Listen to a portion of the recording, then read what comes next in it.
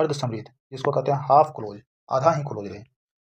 इसका डेफिनेशन, जिन स्वरों के उच्चारण में मुख द्वार आधा बंद हो, जैसे ए ओ, दो ही रहता है इसमें। अर्धसमृद्ध में कौन सा वर्ण रहता है? ए ओ।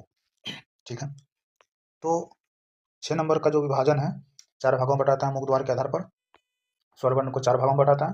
तो ये 4 भाग का था, जो ये थोड़ा सा याद करने में कठिन रहेगा, लेकिन याद करने का तरीका जो है, इसका ट्रिक जो है हम बना दिए हैं।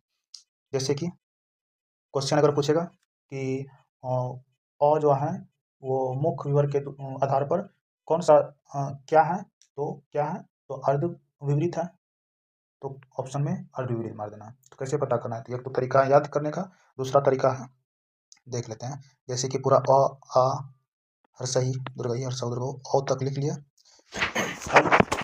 पहला अ से अ आय औ, ये 3 तो याद रखना है। अ आय औ याद कैसे रखना है? शुरू जो होता है अ से, तो अ याद रखना है। उसके बाद ये रखना है कि दीर्घ वाला जो है, यानी कि आय और औ, ये बड़ा है, तो ये दोनों यानी कि शुरू वाला से एक अंतिम वाला, और अंतिम वाला से एक के बाद जो है ये 3 अर्ध विपरीत होगा। ठीक है, और उसके बाद पहला नंबर में विपरीत विपरीत, तो विपरीत आ, जैसे पहले जिह्वा के आधार पर जो बढ़ते थे, तो मध्य वाला आ होता, जैसे मध्य वाला अ होता था, लेकिन यहाँ विपरीत में पहला नंबर में क्या आता था? आने लगा आ जो है विपरीत आ गया, और अ आय औ अर्ध विपरीत आ गया।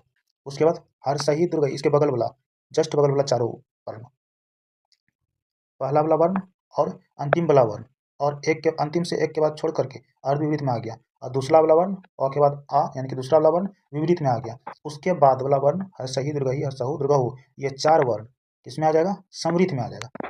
उसके बाद 2 ही बचता है, ए ओ, तो ये अर्धसमृद्ध में आ जाता है। तो इसको इस तरह से याद करने पर याद रहेगा। ठीक है, तो आज इतना ही। अब आगे का व्यंजन वर्ण आता है, जो कि नेक्स्ट वाली वीडियो में हम लोग व्यंजन वर्ण को कवर करेंगे। ठीक है, सभी को जय हिंद।